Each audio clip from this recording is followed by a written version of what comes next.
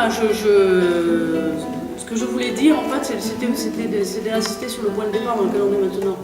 Bien évidemment que la démocratie, c'est pas la démocratie représentative.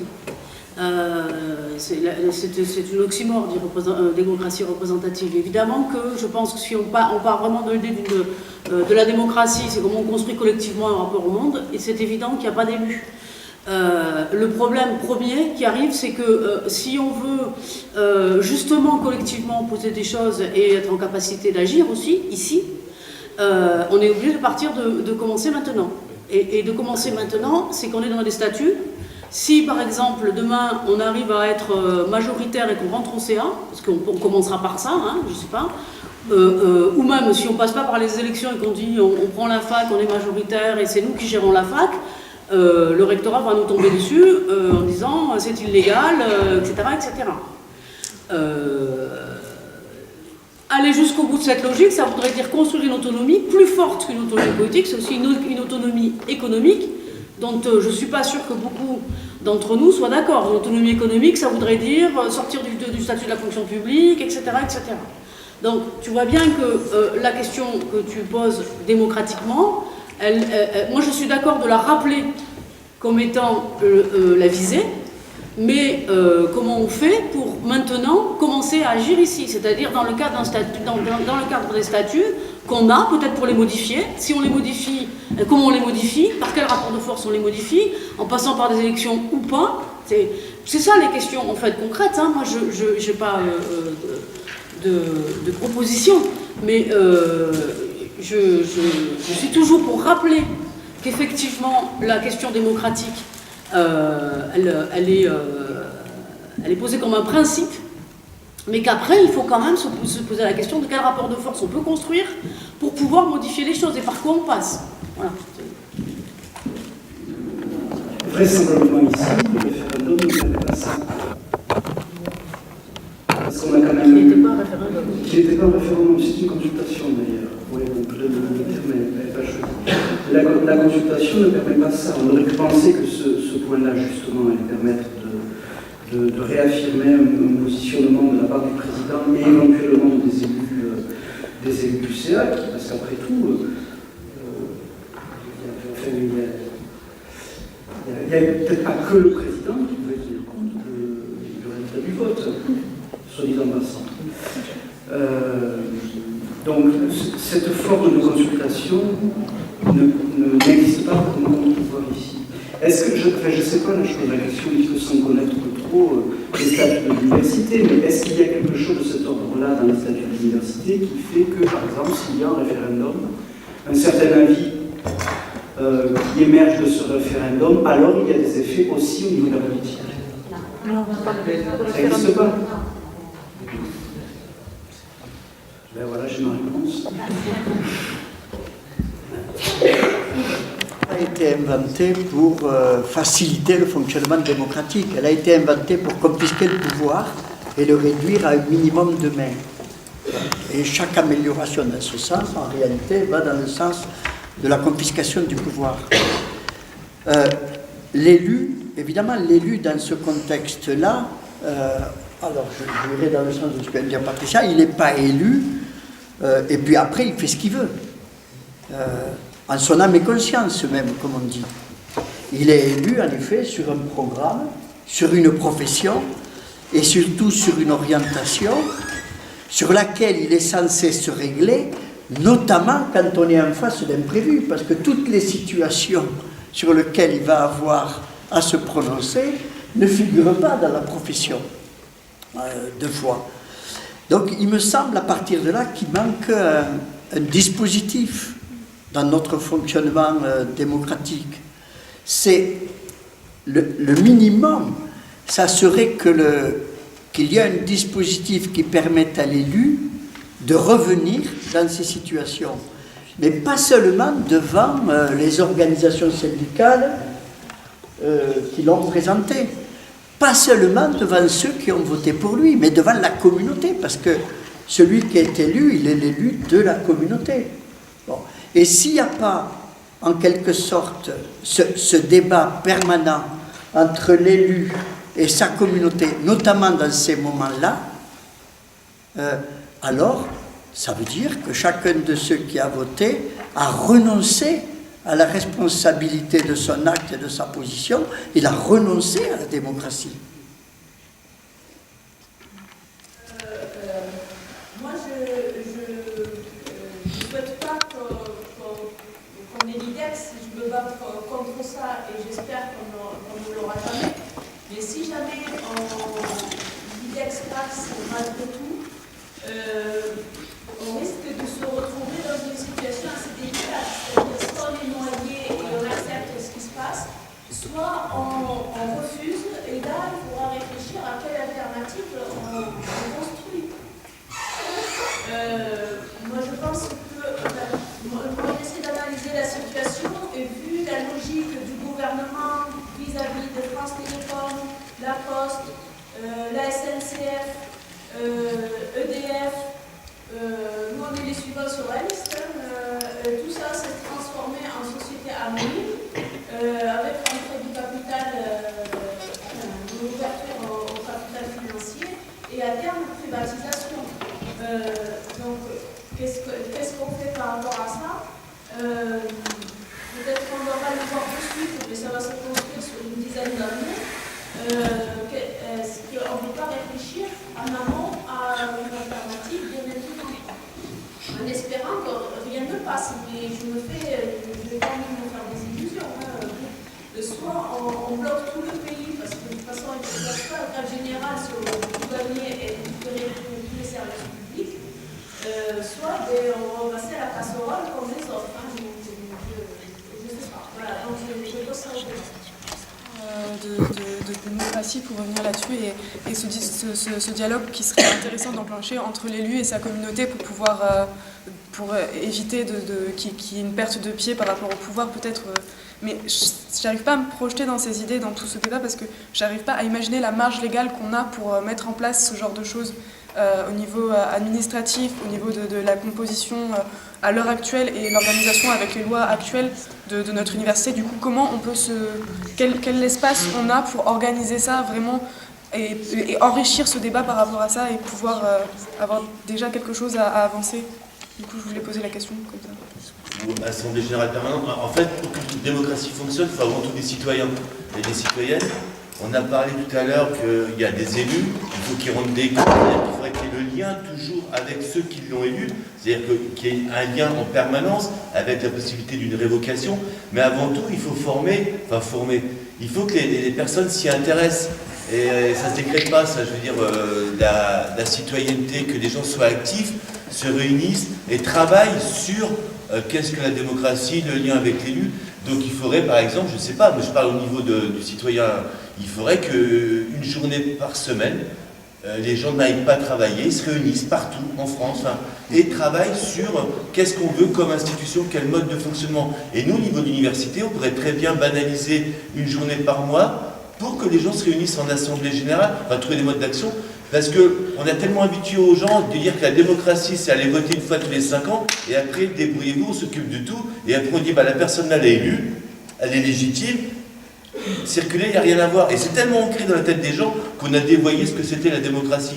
Mais avant tout, il faut que les gens reprennent le goût à ça. Et honnêtement, quand vous discutez autour de vous, il y a beaucoup de gens, ça fait chier de se plonger là-dedans. Parce que là, on peut imaginer des concepts, mais discuter autour de vous, les gens disent, moi je suis allé voter, arrête une barbe avec les histoires et tout, il est élu, il a eu son programme et tout ça, il faut le laisser tranquille. C'est antidémocratique de contester ça. Donc c'est compliqué, non mais il faut vraiment réacquérir une citoyenneté. Donc pour ça, il faut du temps, il faut se trouver des espaces-temps. Donc il faudrait avoir une journée par mois ne pas travailler. Et ici, à l'université, ce serait possible de banaliser une journée par mois pour travailler ce qu'on fait cet après-midi et mettre tout ça. Parce que chacun a une idée sur la démocratie. Tout le monde utilise le mot démocratie, on ne sait même plus ce que c'est galvaudé. On n'est pas en démocratie, je veux dire, là, c'est clair. Après, est-ce que c'est des assemblées générales permanentes? Ça, je ne sais pas. Vous avez vu, il y avait une nuit debout qui avait... C'était, on va dire, un outil, quelque chose qui a eu le mérite d'exister, qui a fait naître plein d'idées, plein de réflexions, et le sujet majeur qui était discuté à Nuit debout, c'était justement la démocratie, qu'est-ce qu'on met en place pour que ça soit démocratique. Donc là, il y a des ateliers démocratiques qui se mettent en place un peu partout en France. Il y a le tirage au sort aussi qui existe, et la révocabilité des gens. Mais il faut qu'ils rendent compte. Donc voilà, il y a plein d'outils. Mais moi, je propose qu'ici, à l'université, qu'on puisse au moins demander une journée banalisée par mois pour que tout le monde puisse se réunir pour en discuter et travailler. Et que les gens deviennent acteurs et non pas spectateurs de la démocratie. Banaliser une journée par mois, je pense que c'est une revendication qu'on pourrait porter en fait et qui peut s'obtenir, qui serait en dans un premier temps une première petite victoire déjà. Ça veut dire qu'on considère qu'il y a un temps en fait, une fois par mois, où on se rend compte, où on parle de l'université, où on se demande quelle université on veut. Ça veut dire un lieu d'organisation permanent sur la fac. Et ça, ce serait pas mal déjà.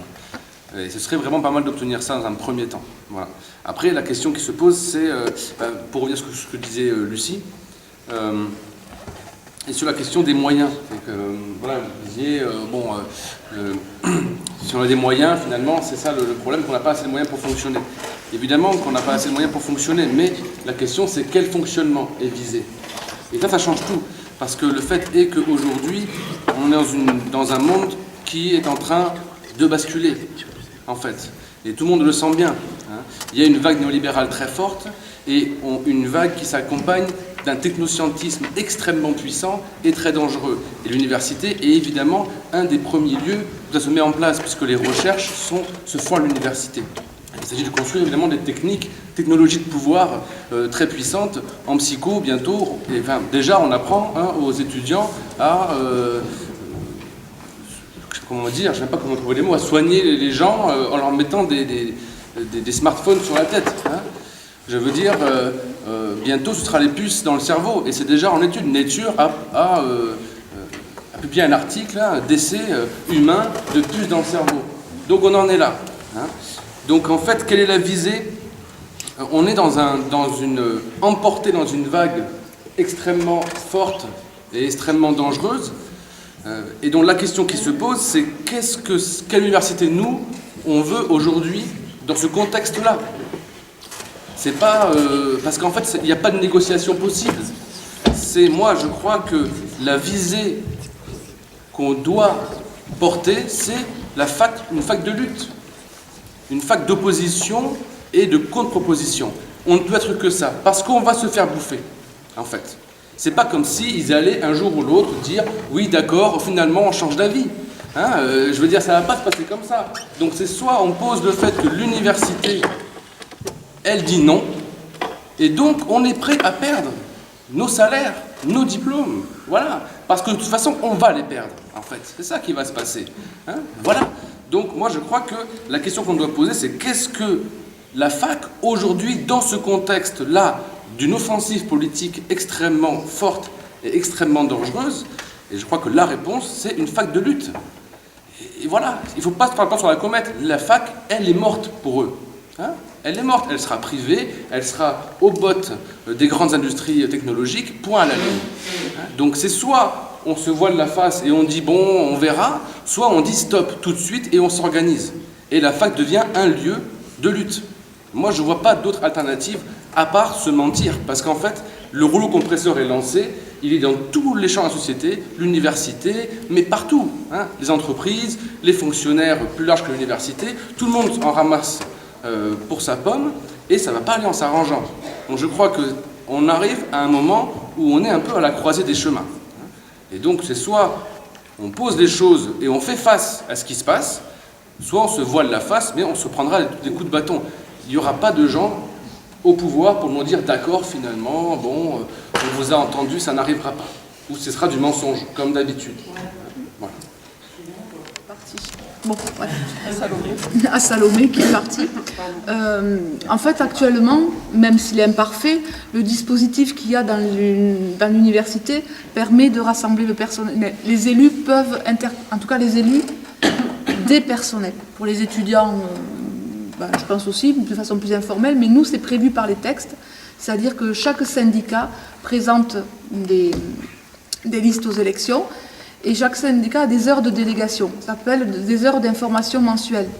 Et on peut informer l'ensemble des salariés de questions mensuellement. Chaque salarié a droit à s'informer, à une heure d'information mensuelle syndicale. Donc ce temps, même s'il est contraint, il existe, il est marqué dans le marbre, il est marqué dans la loi. Encore un petit peu, tant que Macron n'a pas tout enlevé. Voilà. Après, c'est comment on s'en empare et comment les salariés répondent à ça, comment les syndicats le font vivre, comment les élus rendent compte. Effectivement. Bon, ça pose. Mais sachez qu'aujourd'hui, c'est inscrit dans la loi, dans les textes. Mais enfin, peut-être qu'on peut déjà chacun prendre la mesure du climat politique actuel, qui est, je pense, catastrophique et très dangereux, déjà. Vraiment, je veux dire, c'est pas simplement se dire « Ah oui, c'est dangereux et on est au bord d'un fascisme, en réalité. » Voilà, et on y est déjà, voilà. Hein, sauf qu'il ne s'avoue pas encore comme tel. Mais enfin, un jour ou l'autre, ce sera le cas. Et donc, peut-être que une journée par mois peut être l'occasion déjà de commencer à travailler le fond parce qu'on n'en est pas là. Hein, mais je pense qu'en effet, les privilèges de « on est prof, donc ça va », c'est terminé. Hein. Je crois que, à moins de consentir à travailler pour le pouvoir, c'est terminé. Moi, je le vois comme ça. La question là, de démocratie, vous avez un petit point de débat. Parce que j'ai l'impression que ça pose la question, en fait, de ce sur quoi on est prêt à céder, enfin, ce qu'on est prêt à perdre, en fait, pour refonder l'université. Et ce que tu disais, c'est qu'en gros, la question qui se pose à chaque fois, c'est quand même la question de l'économie. Bon, si je tire un peu le trait, c'est la question du fait que les salaires, en fait, ils viennent de l'État, et que l'État étant un groupe de pression sur l'université, en fait, on se retrouve coincé. Enfin, je schématise, mais bon, c'est un peu cette histoire-là. Donc finalement, la question qu'on doit se poser, c'est est-ce qu'on est prêt à renoncer à ça? C'est-à-dire, est-ce qu'on est prêt à renoncer au salaire qui vient d'État et du coup à repenser une université autrement? Si on n'est pas prêt à ça, alors il me semble que la position et la stratégie politique n'est pas du tout la même, mais les visées ne sont pas les mêmes non plus. J'ai l'impression qu'on ne pourra pas avoir les deux, c'est-à-dire qu'on ne pourra pas refonder vraiment la question de l'université et en même temps vouloir conserver un salaire qui vient d'un groupe de pression contre lequel on est en train de plus ou moins de se battre, ou en tout cas on est envie de. Voilà. Je pense que c'est une question qu'il faut qu'on se pose, bon, chacun, mais aussi collectivement, c'est-à-dire sur quoi on va être d'accord de céder pour faire changer quelque chose à l'université. C'est sûr que le patron, parce que, comment dire, à l'université, on a un patron, il ne faut pas rêver. Hein. Le patron, il ne pousse pas trop à ça, même s'il laisse faire, ça, voilà, il ne met pas en place, comme tu dis, quelque chose qui serait systématique, dire, allez, tous les mercredis, vie démocratique, on en discute, etc. Non, il n'y a pas de... Mais il faut savoir qu'on est dans un rapport de salariés face à un patron aussi, même si c'est l'État, même si c'est les représentants de l'État qui sont à la tête de l'université. Hein. On est dans le même contexte que dans le privé, au niveau des forces qui s'opposeraient. Et puis après, moi j'ai pas de réponse par rapport à ce qu'a dit Lucie, c'est ça. Mais je pense que ça pose une véritable question, la question économique, jusqu'à quel point on va là où ça fait mal. Et ça, on l'élude. Enfin, c'est vrai qu'on le contourne bien, cette question. En AG, on n'en a jamais parlé de ce genre de questions. Ça serait peut-être une question à soulever. Par déborder, y compris sur les questions de démocratie, c'est avant tout la question des moyens supplémentaires. S'il y avait suffisamment de postes, de places, de personnel pour faire fonctionner l'université, finalement, on se poserait beaucoup moins la question de la démocratie. Enfin, en tout cas, et je pense, qu'est-ce que c'est qu'une université? C'est aussi un rapport à la science et à l'élaboration et à la liberté des enseignants, des chercheurs et aux étudiants de pouvoir accéder à cette science, de pouvoir la discuter, de pouvoir échanger et de pouvoir être en désaccord. Est-ce qu'on a besoin d'une démocratie totale pour ça? Je ne suis pas tout à fait convaincue. Et effectivement, je pense qu'il y avait quelque chose dans l'idée, mais qui était arraché par les universitaires, par les étudiants, etc., dans les statuts il n'y a pas si longtemps, effectivement, quand même, beaucoup de choses qu'on pourrait faire déjà dans le cadre de l'université publique. Voilà. Et que ce qui est en jeu, ce n'est pas tellement la confiscation de la démocratie en tant que telle, ce qui est en jeu, c'est qu'on essaye de transformer complètement l'université et que comme elle a ce rapport-là quand même démocratique, c'est-à-dire que finalement chacun peut défendre un point de vue et en respectant le rapport scientifique, eh bien, il faut s'attaquer à ces fondements. C'est pour ça que la question de la démocratie, elle commence à émerger. Mais est-ce que finalement, ce qui nous intéresse, ce n'est pas des conditions d'études de qualité, des conditions de recherche de qualité, des conditions de travail de qualité? Est-ce que c'est pas ça notre véritable enjeu, et que, y compris, renoncer, ou en tout cas accepter que ce cadre-là, de temps en temps, ne soit pas une totale démocratie, etc. Moi, je serais plutôt sur ce type de réflexion, et je pense que la question des... Enfin, c'est un rapport de classe, hein, on le voit bien. C'est un rapport de qui peut avoir accès à l'université et dans quelles conditions et pour combien de temps. Enfin, la question des doctorants, elle est criante. Je veux dire, pourquoi les doctorants sont de plus en plus en situation précaire? C'est parce qu'on ne recrute plus. Et alors qu'on sait qu'on a besoin d'enseignants-chercheurs dans toutes les filières, en psychologie, je pense qu'il y aurait largement de quoi recruter. Il y a des étudiants, des docteurs qu'on peut recruter, qui ont la formation, qui ont le niveau, etc. Qu'est-ce qui fait qu'au lieu de prendre des chargés de cours ou de faire des heures complémentaires ou de sabrer dans les formations, qu'est-ce qui fait que, je veux dire, c'est pas une question technique, il y a à la fois les gens qui pourraient devenir enseignants-chercheurs, et il y a de quoi leur donner, de quoi travailler à l'université. C'est vraiment... le fait que on préfère geler des postes parce que l'État, effectivement, enfin le gouvernement, ne veut plus investir dans la jeunesse, dans l'enseignement supérieur, etc. Moi, je pense que c'est d'abord ça qu'il faut régler. Je ne suis pas sûre qu'on puisse le régler qu'à l'endroit de Toulouse de l'IRAE. Voilà. Mais c'est effectivement la question aussi du pouvoir, mais pas du pouvoir à l'université, du pouvoir au niveau de la nation. L'Assemblée générale aussi et les conseils d'élus. Et c'est quelque chose auquel on est exposé régulièrement dans notre fonctionnement universitaire. Alors, tu parlais de ce qui s'est passé à l'UFR de psychologie. Il y a eu quelque chose d'assez significatif l'année dernière. C'est qu'on a proposé en Assemblée générale de ne pas fournir les cours du CED aux étudiants de L1. Ça a été mis au vote en Assemblée générale. L'Assemblée générale a, à la majorité, dit oui, bon, cette année on ne propose pas des cours du CED pour certaines UE en L1, toutes les UE je crois même, ça a été voté. Ensuite le conseil du FR s'est emparé de ça et a voté une chose différente. Bon, moi personnellement bien sûr j'étais pour garder une proposition maximale d'ouverture sur les cours, donc j'ai voté contre à l'AG, et en tant qu'élu au conseil du FR j'ai voté pour. Et on m'a reproché ça. En tant qu'élu, je n'ai pas suivi le vote de l'Assemblée générale. Bon, je pense que dans notre fonctionnement, il faut respecter, pour l'instant en tout cas, le vote des élus. Ils sont là pour faire avancer le schmilblick, entre guillemets. Et je ne pense pas qu'on ait les moyens d'imposer une décision d'une Assemblée générale à un conseil. Alors après, il faut peut-être réfléchir à un moyen peut-être de faire changer les choses. Est-ce qu'on peut imaginer que des assemblées générales prendraient des décisions et que les conseillers ensuite les appliqueraient telles quelles? Bon, pourquoi il serait des courroies de transmission dans ce fonctionnement-là? Pour revenir sur cet exemple, le vote de l'AG en fait était respecté parce que l'AG de l'UFR n'était pas représenté au niveau étudiant. Donc ce sont ensuite les étudiants qui ont fait basculer le vote de l'autre côté. Bon. Ce qui n'a pas empêché les collègues donc de pondre une motion de défiance contre les élus, dont moi, qui n'avaient pas respecté le vote de l'Assemblée générale. Voilà à quoi on s'expose. Bizarrement, quand la consultation dont tu parlais, Laurent, tout à l'heure, référendum ou consultation, la consultation de l'université sur le dossier IDEX a eu lieu, un vote non a émergé de façon majoritaire.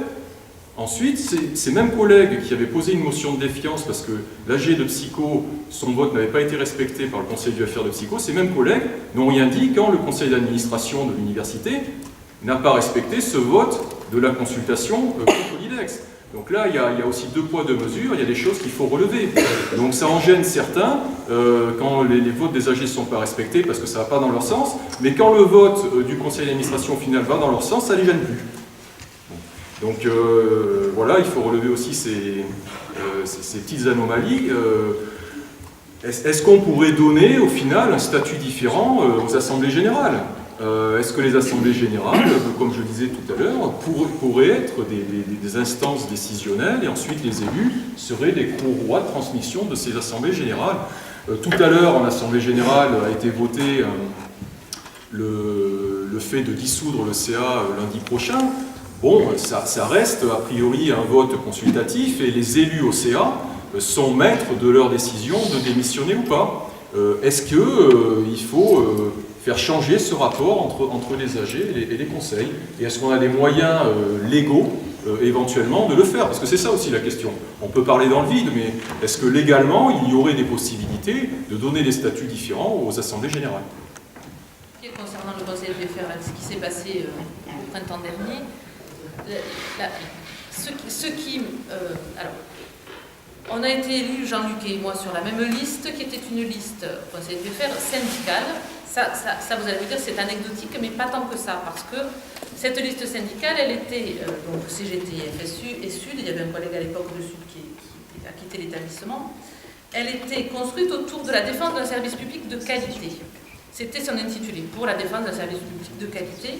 Et c'est ce qui a permis, au moment de la crise en juillet dernier, en conseil FFR, de faire comprendre notre position et finalement de rétablir quand même une certaine, il me semble, cohérence dans l'UFR. C'est-à-dire que moi, je n'étais pas à l'AG qui avait décidé c'est pas de ne pas mettre à disposition les polycopes, c'est de fermer le CED en première année. C'est pas je donne ou je donne pas le polycope, c'était bien plus grave que ça. C'était fermer ce qui me semble être à moi un axe fondamental du service public, c'est-à-dire le service public ouvert à tous, et donc aussi aux gens en reprise d'études, en formation continue, etc.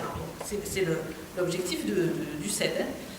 Donc, effectivement, à l'AG, sur la base d'un constat par les collègues, effectivement, que là, nous ne pouvons que partager, c'est que nous n'avons pas assez de moyens pour fonctionner correctement sur tous les niveaux. Bon, ça, c'est-à-dire, j'aimerais bien ce que dit Emma, on ne nous donne pas les moyens de fonctionner, on a de plus en plus d'étudiants, de moins en moins d'argent. Il y a un moment où, effectivement, là aussi, ça devient insoluble. Donc, les collègues, comme je dis, sur la base d'un véritable problème, me semble-t-il à moi, avaient trouvé une mauvaise solution. C'était, comme je reprends la métaphore du corps malade, le personnel enseignant ici, soignant, va rigoler, mais je dis quand on a la grippe, si on a la grippe et qu'on est malade, c'est pas en se coupant un bras qu'on va aller mieux. Bon, voilà, donc c'est pas parce qu'on s'ampute d'une partie du service public que le service public, de l'autre côté, va forcément aller mieux. Non, c'est juste qu'on ouvre la possibilité du coup au privé de s'engouffrer dans ce que le service public aura désinvesti une fois de plus. Donc, mais vraiment, ce qui nous a permis de sortir de la difficulté, je veux en arriver là, prendre ça comme exemple pour peut-être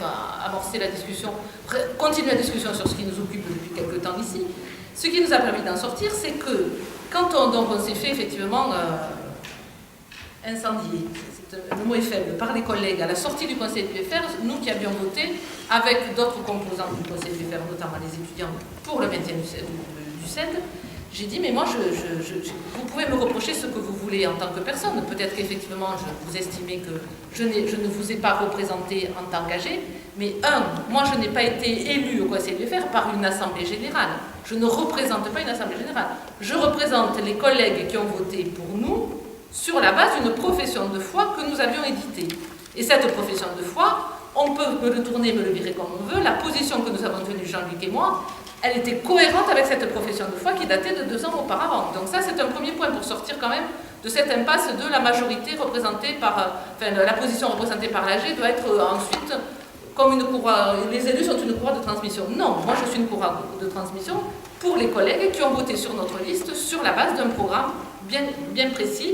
Et j'aurais failli à ma fonction de conseiller sur cette base-là si j'avais voté pour la disparition du CED, enfin pour qu'on sorte du CED, il me semble. Donc ça, on s'en est expliqué, et effectivement, après coup, des collègues assez courroucés sont revenus me dire, d'ailleurs, de façon, je trouve assez honnête de leur part et courageuse, qu'à la lecture, parce qu'il a fallu qu'on se fende d'un communiqué, d'un mail, en rappelant sur quoi on avait été élu, sur quelle base, et pourquoi on avait voté comme ça. Et les collègues sont venus nous dire qu'effectivement... Quand on regarde, par exemple, nous, il n'y a que 8 places pour les étudiants pour un conseil de 30 places. Et en fait, on n'est absolument pas du tout... moi, je me sens pas forcément légitime de représenter tous les étudiants qu'il y a à l'UFR de psycho. Et en plus, de base, je suis pas forcément pour la représentativité au sens qui existe actuellement. Et c'est très très difficile, mais même là quand on a vu la dernière AG de l'UFR de psycho, quand à un moment donné on a essayé qu'il y ait une libre parole avec le micro, où c'était des étudiants qui ont essayé de faire passer le micro avec les autres enseignants qu'il y avait, à la fin on s'est pris des remarques par la directrice qui n'a pas du tout apprécié de ne pas avoir eu le contrôle sur la discussion, sur les choses. Et même nous, quand on essaye de mettre en place ce genre de choses, c'est très compliqué. Donc moi concrètement, s'il y a quelque chose qui se fait par rapport à ça, je suivrai, il n'y a pas de souci. Mais actuellement, c'est vachement compliqué. Et je ne sais pas si par contre faire quelque chose fédéral du UFR en se coupant des autres, est-ce que ça peut vraiment être sans problème. Dans le sens où il y en a quand même besoin des autres yeux, des autres cours pour nous apprendre quelque chose. Par exemple, on a besoin de l'UFR de langue pour l'anglais, on a besoin de l'UFR de philo si jamais un jour on peut avoir philo. On a besoin de l'UFR de sociaux, on a besoin des autres UFR, mais par contre, effectivement, sur certaines décisions, je pense qu'on est légitime à être indépendant, en fait, concrètement. Donc voilà. Finalement, se demander comment on peut avoir une totale démocratie à l'université, je crois qu'il y a quelque chose d'assez utopique et même où on se ment à soi-même, en fait, parce qu'effectivement, on est aussi dans une société, il y a à la fois il y a des étudiants qui sont là plus ou moins longtemps, mais qui ont peut-être d'autres choses aussi plus tard. Il y a des personnels qui vont y passer un certain nombre d'années, voilà, qui fait que c'est pas non plus une structure qui est sortie de la société dans laquelle on est. Et je ne sais pas si dans la société dans laquelle on est, y compris en France, la question de la démocratie est largement réglée, ou en tout cas est faite pour qu'on puisse la régler uniquement dans l'université. Par contre, qu'il y ait plus de démocratie, ou qu'en tout cas il y ait une meilleure reconnaissance des gens qui font l'université, c'est-à-dire des gens qui y sont au moment où les décisions se prennent, oui, ça, il faut qu'on travaille dessus. Alors moi, je mettrais d'entrée de jeu la limite que j'ai expliquée syndicalement tout à l'heure, sur le fait que je suis attachée à l'idée d'un service public qui notamment garantit, ne serait-ce que le fait que même s'il le fait de plus en plus mal, qu'il se dégrade, qu'il garantisse l'accès financier gratuit aux études supérieures. Moi, ça me paraît quelque chose déjà d'assez fondamental. Et le fait d'accepter ça, c'est vrai qu'on accepte aussi un cadre qui a certaines contraintes. Maintenant, je me pose la question sur... Alors, je reviens, je ne parle pas de la gouvernance telle que la loi Fioraso l'a imposée, et qui fait qu'on a un président avec un super pouvoir, et on le voit, bien que le président qui l'avait mis en place avait promis et garanti que jamais, c'est pas parce que c'était une possibilité, jamais il n'utiliserait, aucun président n'utiliserait cette voie prépondérante ou les voies de veto pour recrutement, etc. C'était impensable. On voit bien que pas si longtemps après, très vite, sur des questions un peu essentielles, là, il n'y a plus de respect de parole, surtout quand c'est pas lui qui les donne. C'est-à-dire que ceux qui font les promesses, au niveau de la direction, ils sont amenés à changer. Donc ça n'engage que... des fois, ça ne les engage même pas, finalement, dans leur propre mandat. Mais moi, il me semble que peut-être qu'il faut voir si le cadre qui était avant la loi Fioraso ne permettait pas au moins de respecter une collégialité. Parce que moi, il me semble que plutôt que de la démocratie, au moins qu'il y a un principe de collégialité. Et que, effectivement, dans les départements, dans les composantes, etc., il y ait quelque chose qui est de l'ordre de la discussion, effectivement, probablement permanente, avec les différentes composantes, y compris les différents individus, en tout cas personnes, mais pas en tant que personne individu, mais en tant que... Il y a des étudiants, il y a des doctorants qui sont peut-être à un statut un peu différent, il y a des enseignants, il y a des secrétaires ou des techniciens, etc. Et comment ce service-là peut-il fonctionner avec les contraintes qui sont données. Et il me semble que ce qu'on perd avec la LRU, ce qu'on perd avec la fusion, c'est avant tout cette capacité de pouvoir régler des choses collégialement. Ça ne veut pas dire qu'on y arrive tout le temps. Ça ne veut pas dire que dans les départements, on n'y arrive pas. On y arrive d'autant moins qu'il y a de moins en moins de postes, de moins en moins de titulaires, et que les gens peuvent de moins en moins essayer de faire respecter ça. Parce que les pressions sur les individus qui sont là sont sous pression pour accepter des choses qu'ils n'auraient pas acceptées si le cadre d'indépendance que leur statut de fonctionnaire leur garantit normalement était évidemment respecté, y compris par l'institution elle-même. Et je pense que c'est plus sur des conditions de travail, c'est-à-dire que si on a plus de personnel, si les conditions de travail sont meilleures, c'est-à-dire qu'on a le temps, y compris de se poser, de réfléchir, si les conditions d'études et les chantages qui est fait à absolument avoir rapidement son diplôme, etc., parce qu'il y a la question de la pression du travail, de l'avenir pour les étudiants, si une partie de cette pression baissait, peut-être que très vite, on reviendrait, on pourrait parvenir à des fonctionnements beaucoup plus satisfaisants. Et moi, je reste persuadée que c'est là-dessus qu'on peut vraiment agir concrètement, en essayant de voir qu'est-ce qui bloque, qu'est-ce qui fait qu'il y a des décisions, des affrontements qui font que ça devient des espèces de tactiques à trois bandes pour savoir, on va faire semblant de respecter, mais si on voit, on va faire semblant de faire voter démocratiquement, mais si on voit que ça ne nous convient pas, on sait que de toute façon, par derrière, on va pouvoir continuer à faire ce qu'on avait décidé de faire de toute façon avant. Et ça, c'est peut-être des choses qui peuvent s'organiser, enfin, qui peuvent se maîtriser, mais sur des questions matérielles, en fait. Pour pouvoir travailler collégialement, il faut avoir le temps d'élaborer, de discuter, de prendre le temps de décision, etc. Ce qu'on n'a plus, il me semble, dans l'université. Pour moi, l'université, on est encore un service public. Si. Non, mais je veux dire, l'université, nous sommes encore dans un service public. Ce que tu décris, c'est pas une université du service public. C'est-à-dire, c'est déjà quelque chose qui est exclusivement du côté de la privatisation. Donc, c'est-à-dire qu'au fond, le droit de créer des formations, de créer des journées banalisées finalement, des choses comme ça, nous l'avons. La question de l'université comme étant un lieu de lutte, à partir du moment où nous sommes un service public, nous y sommes déjà dans cette position. On y est déjà, puisqu'on va... Enfin, c'est financé par un système de prélèvement des impôts. D'ailleurs, je ne sais pas si vous avez écouté un petit peu les infos aujourd'hui, il y a, du fait de la croissance inattendue, le gouvernement se retrouverait à avoir une cagnotte soi-disant secrète. Ils ne savent pas quoi en faire, ils vont peut-être la mettre dans les EHPAD, certains demanderaient comme ça. Bon, il n'a pas été question de l'éducation. Donc la position de la lutte, il me semble que nous, on y est déjà, tant que nous sommes dans une université du service public, que nous proposons des diplômes, certes des formations, où il s'agit la plupart du temps de diffuser un savoir. Et on sait d'un point de vue j'ai envie de dire psychologique, quelle est la fonction aussi un petit peu sociale et en quelque sorte apaisante qu'il y a à distribuer du savoir, à mettre du savoir accessible à d'autres pour qu'ils s'en servent comme, enfin bon, c'est le texte de Freud, Pourquoi la guerre, dont j'avais parlé un petit peu là il y a quelques temps. Mine de rien, ce petit texte de Freud, pour, je sais pas, moi je vois en tant qu'enseignant pour savoir un petit peu qu'est-ce que je peux faire ici, c'est un monument, parce que tu dis, la position de prof, elle est, une fois qu'on y est, ça va, c'est tranquille. Franchement, j'en parlais il y a quelques jours avec Hervé de la bibliothèque de Psycho, donc ce que je lui disais comme ça, c'est que depuis janvier, bon, il y a le mouvement de grève avait commencé avant. Depuis janvier, et surtout depuis qu'il y a ce petit temps là de travail, de séminaire démocratique, moi je retrouve du sens à mon boulot.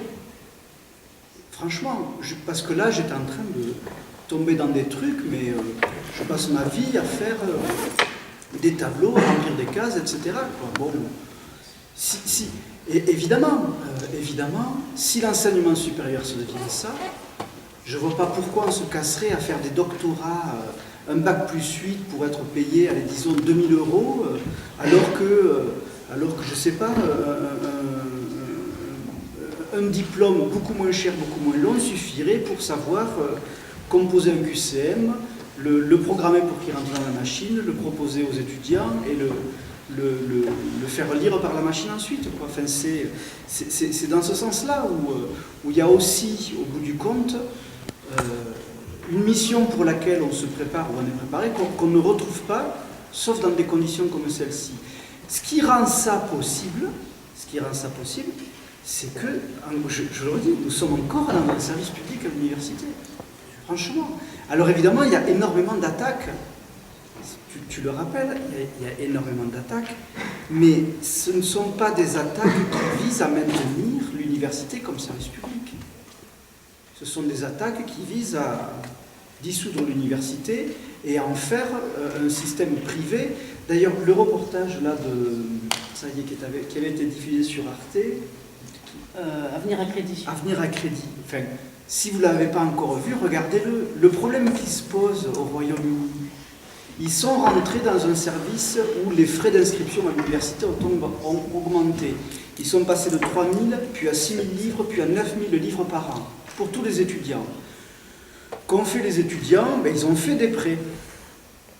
Depuis 2 ans, le gouvernement anglais est inquiet parce qu'il y a entre 35 et 42% des étudiants qui ne peuvent pas rembourser les prêts qu'ils ont faits pour faire leurs études parce qu'il n'y a pas de boulot. Qu'est-ce qu'ils font ces étudiants? Ils se retournent vers les organisations d'État de recouvrement de crédit que eux, en tant qu'étudiants, ne peuvent pas faire. Donc le gouvernement commence à être un petit peu alerté par le fait, il demande des comptes en disant « mais attendez, nous nous sommes désengagés du système universitaire, c'est maintenant les banques qui financent les études des étudiants. Mais maintenant, les étudiants reviennent vers nous et nous devons rembourser leurs crédits, les taux d'intérêt que les étudiants ne payent pas, plus les pénalités de recouvrement pour crédits impayés. Donc, le gouvernement se retrouve à avoir payé des trucs qui leur coûtent encore plus cher que ce que ça leur aurait coûté s'ils avaient continué à financer le service public. C'est sur ça, moi je dis encore, que les banques apparaissent sur les sites universitaires, par exemple, pour financer vos crédits grâce, je ne sais pas, à la Banque Populaire Occitane, financer vos études, grâce à la Banque Populaire Occitane, ce genre de discours, moi, ça me sidère. Là, j'avoue que, on rentre dans un système où il va s'agir à la rigueur de chiffrer la jouissance des sujets, non plus avec du savoir, mais avec des thunes. Et c'est quand même, là pour le coup, tout à l'heure il était question de la représentation comme quelque chose qui laisse de côté un réel, du côté de l'argent.